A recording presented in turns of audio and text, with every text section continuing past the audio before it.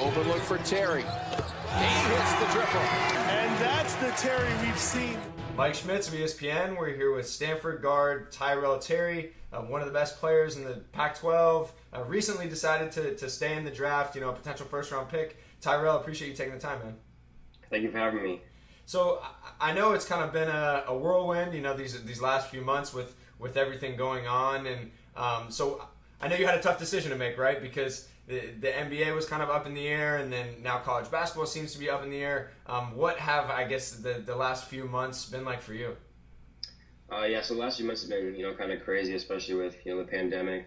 Been kind of stationed down in Indianapolis, just training. I've gone through several interviews and things like that. Kind of my decision came down to just the feedback I was getting from teams and stuff like that. The pandemic did have, a part of it to play in my decision and the factor. But I feel like, comfortable with my decision. I feel like I made the right decision. Is there anyone you watch in the NBA now, one, you study and aspire to be, but also anyone you watch and say, hey, man, I think I can play that type of role? I think I wouldn't really compare myself to, one exact player. When I study the game, I like to watch small aspects of a lot of players' games, the way Steph Curry is able to get open off the ball and, catch people sleeping for a three. CJ McCollum's pull-up, the way JJ Redick's able to get his feet set off running off screens. And so, I wouldn't really compare myself to one player, but I like to study multiple players, small aspects of their games and emulate them into mine. So watching through your film, obviously your shooting ability, your playmaking ability, really, really stands out, your range. But I like to start with one clip that kind of shows different elements of your game all in one play. And I thought this clip against Washington really shows kind of all the things that you can bring to the table, right? So it's a quick hit ahead. You're going to attack the closeout. You're going to kick. That's a heady pass. And then you're going to respace to the corner. And then just the really instinctual, quick, one-handed kind of whip pass. Take me through what's going through your head on this play and kind of what you're seeing. Yeah, so, ever since high school, I loved to push the ball as fast as I could. Yep. Especially off misses. And so I saw an opportunity to, pitch it to head to Isaac and kind of followed the ball and he gave it back. Found an open lane to drive, kicked it out to Dejan, and then, kind of what I mentioned earlier is that relocation, kind of like Steph Curry, does to get open for three. And then I found Oscar down low. So, that's kind of the things I like to do as far as just relocation and trying to find different opportunities that way. And I think a lot of this shows the threat of your shooting ability, right? So Bay has to honor you kind of above even the three, NBA three there. And then, like you said, you're really, really good at moving without the ball, like Steph, who's probably the best in the NBA amongst point guards. And then just a really impressive pass to Oscar. So I love that play because it shows, your shooting ability because of that gravity you create. And then, your handle, your IQ, and then being a ball mover, right? Somebody where it doesn't really stick with you. So really, really impressive stuff. And so you've always kind of played that style? Yeah, especially off misses. I kind of learned that you really have an advantage if you push the ball up the floor fast off a miss, create an advantage against the defense. And so it's something that I kind of picked up and found success with. So. Yeah, and I think your ability to score and play make and pick and roll is a really good fit in today's game. So what's your first read as a scorer as you come off of screens? Like, what are you looking at? My first read, on this one was that he went under the screen. Yep. When that happens, I'm usually going to shoot the ball pretty much from wherever I'm at. So that was kind of my first read on this one. If it would have went over the top, I would have took more of an attacking downhill mentality to it. But yeah, with him going under, I kind of it was a quick, easy decision for me to shoot the ball. And that's one of your biggest weapons, right, is the fact that you can shoot it off the dribble with range. And, that's a key to becoming a great point guard in the NBA is forcing teams over and to play out of those drops. And, that's exactly what you have. And that's deep range, similar to what we'll see from a Dame, a Trae Young. Not that you want to come in jacking these early in your career, but he has the deep, deep ball. Have you always been able to shoot it with such range? I kind of just, found what was comfortable for me. The Stanford coach, Jared Hass, he had the ultimate confidence in me to really shoot from wherever, especially in that Washington game. They play really extended 2-3, and so, to shoot threes, you kind of got to shoot from range. So I think that game gave me a lot of confidence to kind of be able to, have that confidence to shoot from wherever. So I would say it really developed in college. Yeah, and that's a really useful shot in today's game, especially those like quick strike transition threes. You see that from guys like Trae, guys like Dame, who is forces the defense to pick you up, and then you can use your handle and your IQ to kind of dissect the rest of it. And then so if they are going to try to kind of jump on your left hand here, I really like your handle kind of getting back to your right. How much have you worked on that, your ability to kind of change speeds, change directions with the ball? So something that I've really been working on, recently, especially, I think in the NBA, you got to have a change of pace. And I think working out with NBA guys, just seeing the way they change pace, and, it's helpful for me to learn and kind of see it visually. I think it's something I could have done a lot better in college. But I think, me practicing it right now and working on it is something that is good for me. Yeah, if you watch some of the best point guards like, Chris Paul, I mean, he's almost playing in slow motion, right?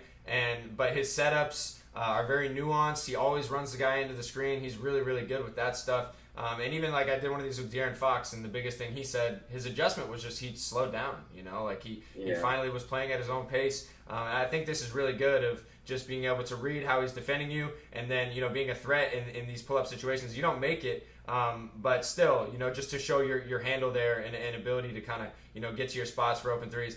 So we've seen your ability if they go under to knock that down. If they're fighting over, you can kind of hop into those pull-up threes also, and then in the mid-range too, right? What do you see here? Yeah, so I'm kind of tacking downhill. Yeah. I didn't really have too much of an advantage, but I knew if I stopped, on a dime and pulled up, I would create space that way, and so that was my main read right there.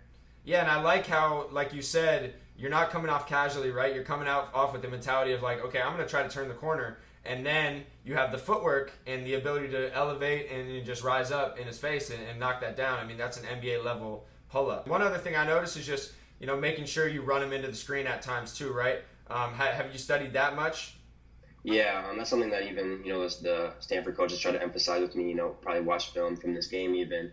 Making sure I'm running my defenders into the screen to create that advantage.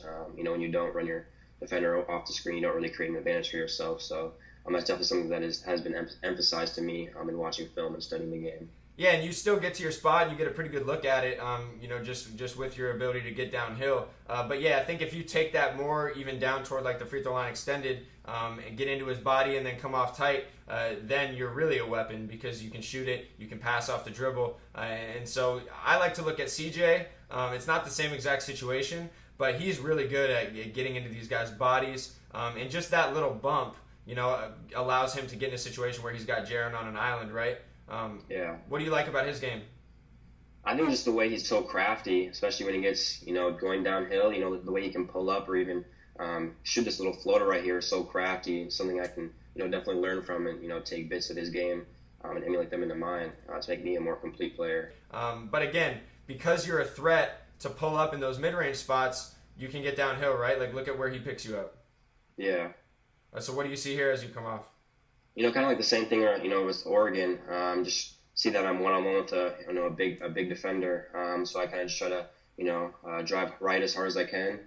See if I can create anything. And then this one, I kind of just overbit on the drive and kind of came back for easy layup off the glass. And then I think just getting tighter with the handle in tight spaces, right? What do you see here?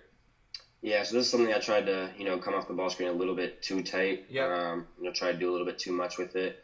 I think I got caught in those situations a little bit, too much this past season. But it's something that, I've studied on film and, tried to work on as far as, working out with professional guys because, if you're loose with the ball versus professional guys, I think it's getting taken. So it's definitely something I'm trying to emphasize and, work on right now.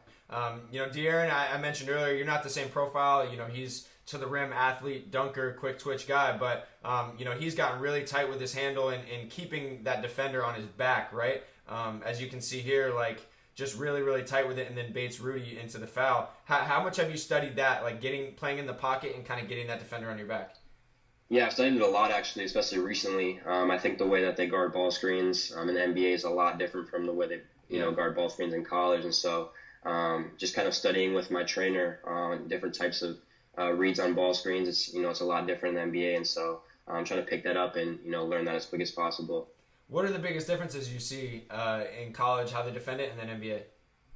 I think in college, I think there's a lot more variety as to the way that they guard ball screens. Some teams would, soft hedge, some teams would hard hedge, some teams would switch.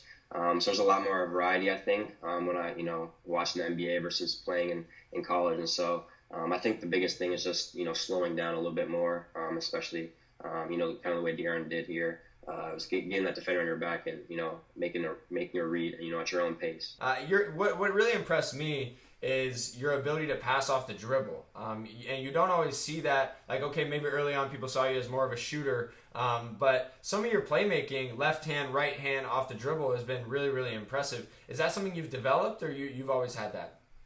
Yeah, so I think, coming out of high school, Coach Hass would tell you that, I was one of the best passers in the country. I took playmaking very seriously and, made that the focus of my game in high school. And I think when I went to college, I was able to showcase my scoring ability a little bit more. So I think, my playmaking abilities are a little bit underrated as far as what I'm able to do. But I'm excited to be able to show that at the next level. Yeah, you can definitely see it on film. You make a lot of NBA level reads, and this is kind of like, a quick second side pick and roll, but great read here. What do you kind of see here as you come off? Yeah, so I saw the hedge from number 33, and I kind of got around it, pretty quickly and easily. And so that left Oscar, wide open because, I drew two of them, and, that creates an advantage. So I found him on the roll. Yeah, and just being able to do it so quickly. I mean, this is fluid NBA level basketball, right? Balls moving side to side, instinctual read out of you, and understanding that there's really no weak side help there, beating the hedge, just like you said. That's what NBA basketball looks like, and so really, really impressive stuff from you. And then here against Cal, okay, sometimes they were really hard hedging you, right? I don't think you're going to see that as much in the NBA. It's probably going to be more drops, switches, ices, but anything you would have done differently here as you come off? I think just, losing my footing, I think I should have, took more time coming off the ball screen. Once I lost it, I really tried to force it in there. I think it's a pass that I can make. Yep. But I think I just, lost it a little bit. But, once I slipped off the ball screen originally, I think I should have just took my time and, set him up a little bit better.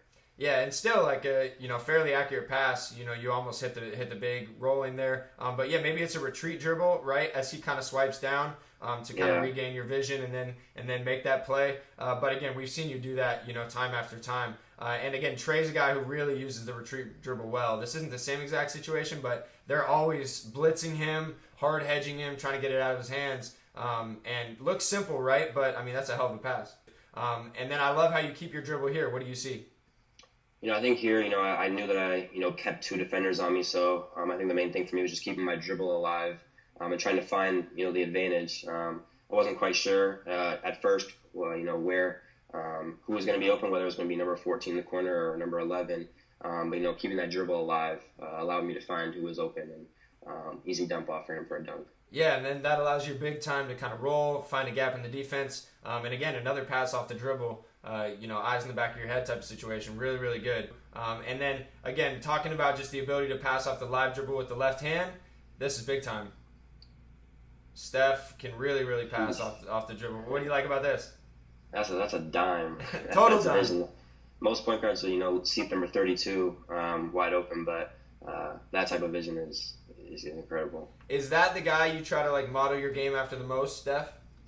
For a little bit, when I was, in high school and starting off at college, I did want to model my game after him a little bit, but I kind of realized that I'm not the exact type of player he is, and so, I do study a lot of his game, but I needed to study, a couple other players' games as well, and so I kind of figured that out when I got to college. Yeah, I think at the end of the day, you're Tyrell Terry, right? And you're, your own guy, and so I think you have the right approach in studying all these guys. But just to show his ability to do it with the left, and I think you absolutely have that as well. What do you see here?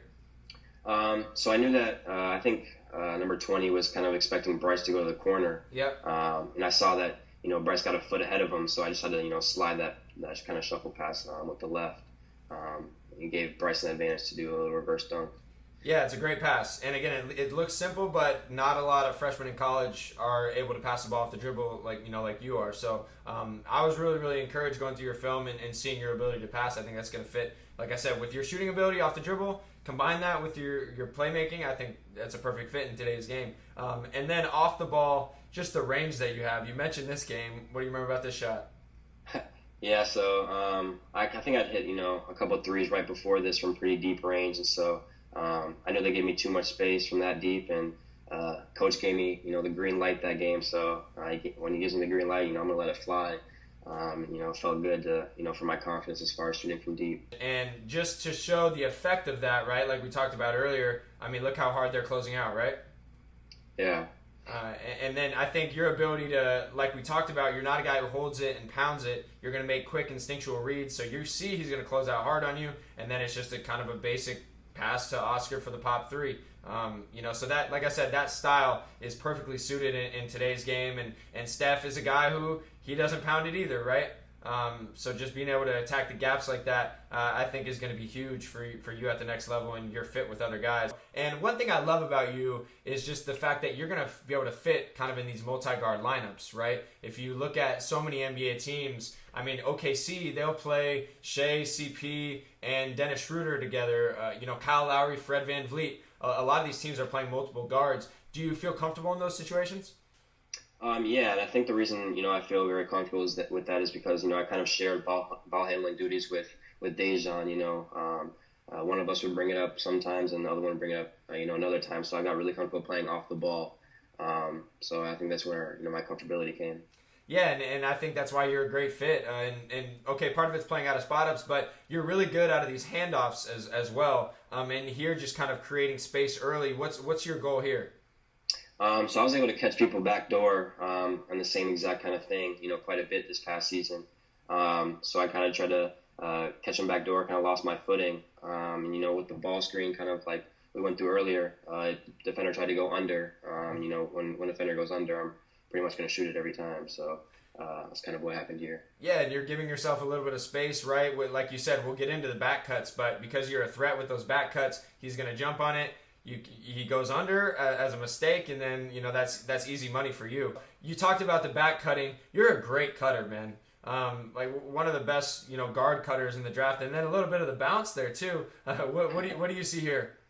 I think with the way I was handling handoffs and ball screens so effectively early on, I think it allowed me to the backdoor cut to open up so well because people want to take away that shot, or they want to take away me getting downhill, and so.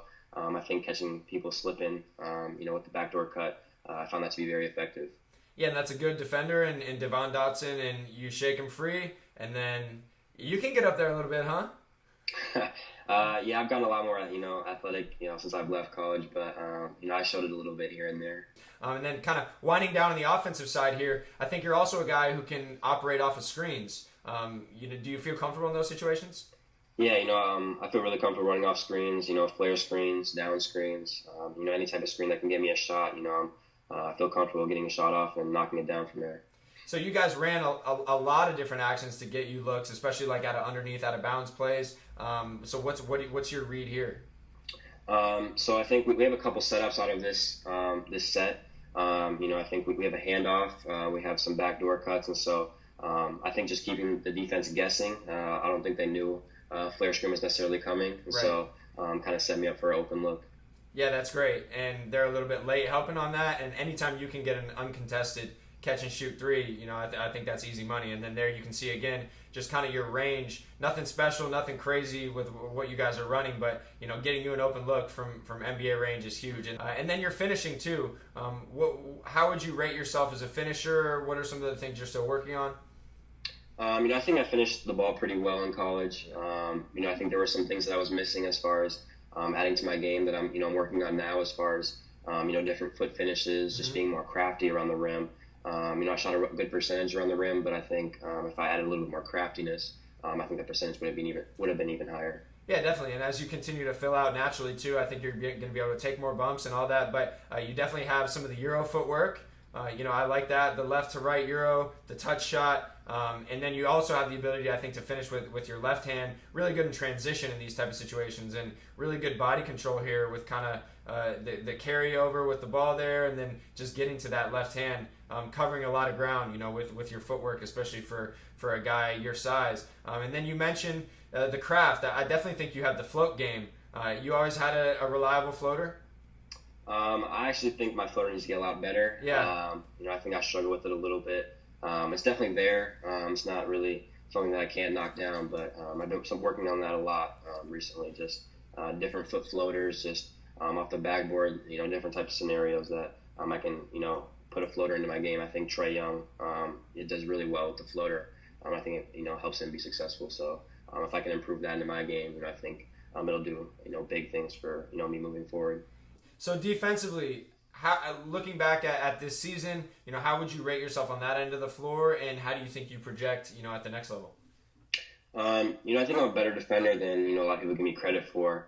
I think a lot of defense is about, effort and reads, so I think with the IQ that I have, I try to, compensate my lack of size with that IQ. I think I have a long way to go as far as being, improving my defense, but I think I'm a better defensive player than some people give me credit for. Yeah, we have some really good clips, here of you moving your feet, getting in front of guys, taking charges. I think you have good instincts and good hands, off the ball as well. So definitely, I think as you physically mature, naturally, you're going to become a factor on that end of the floor. So in ball screens, what were you guys trying to do generally? Just curious, like as a team, like in these situations, what's your goal? So on the side ball screens, we usually ice it. Okay.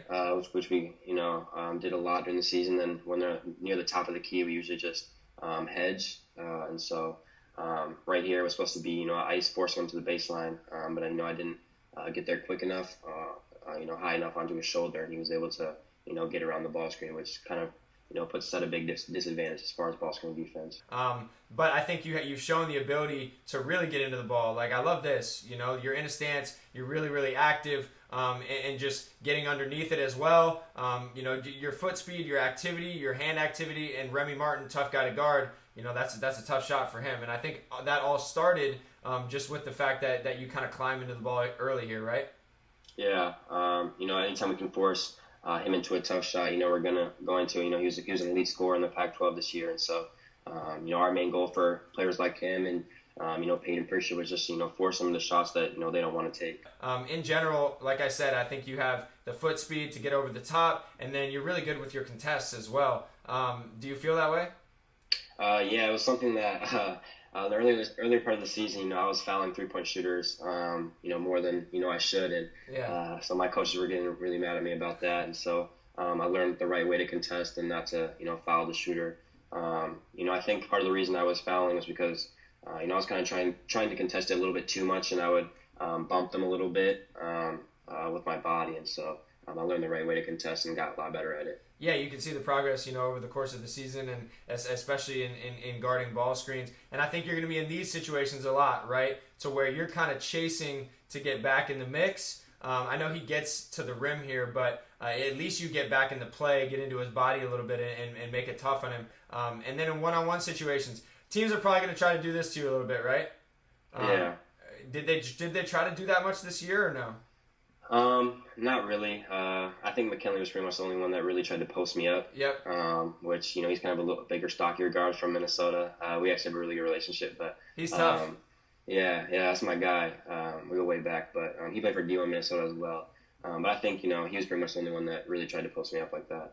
Yeah, and then some of these bigger guards too, like Nas Carter, they're probably going to try to get downhill on you. They're going to try to get to the front of the rim just because of your size. But I think you've shown, glimpses of, okay, now I understand as we get later in the season, I understand your game, and I'm going to give myself a little more space and end with a great contest, right?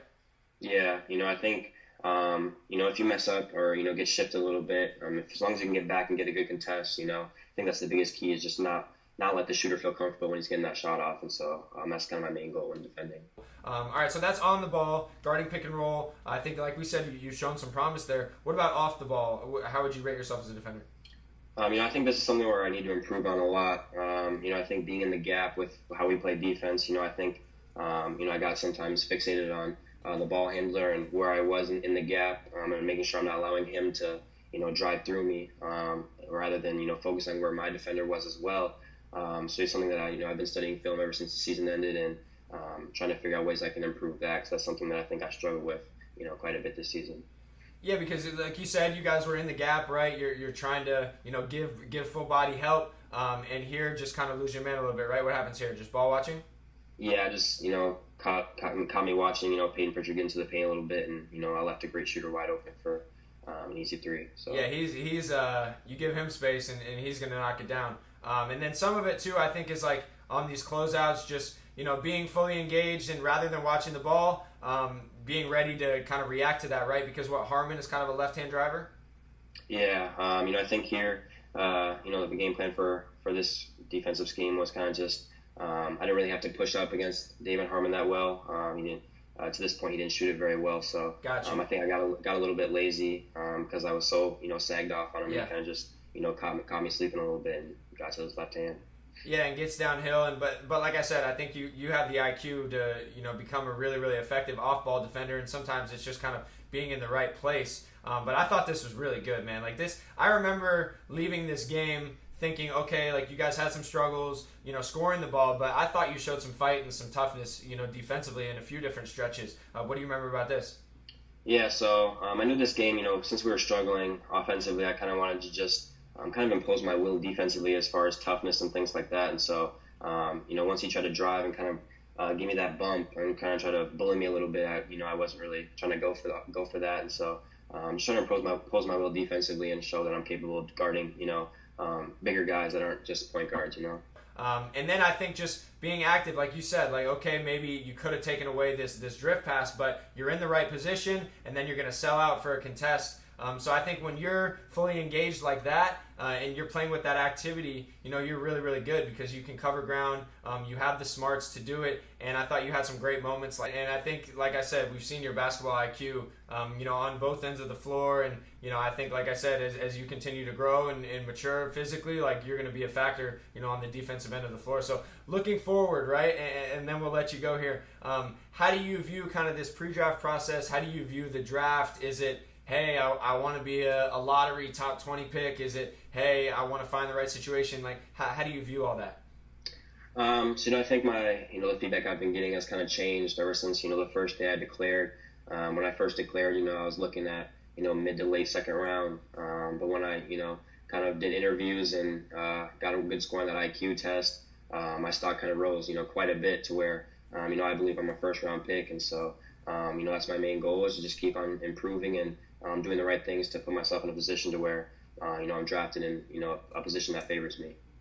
Yeah, and like I said, I think you have all the attributes that teams are looking for in a guy who can shoot it off the dribble, who can play make off the dribble, and who can play off the catch too, and fit in kind of these multi-guard lineups. And so it's been great to see your growth, man. It's always tricky for us to know like how to handle players like you, right? Who we expect, okay, he's probably going to be in school for 2 years, right? He's probably going to be a lottery pick next year. And then when you come out and you stay in, it's like, okay, it looks like he's going to be a first-round pick, and now maybe he's going to be a top 20 pick. And so it always makes it tough on us when you come out of nowhere. But I'm happy for you, man. It's been great to see your growth, and I think, the sky is the limit for you. So I appreciate that. It means a lot.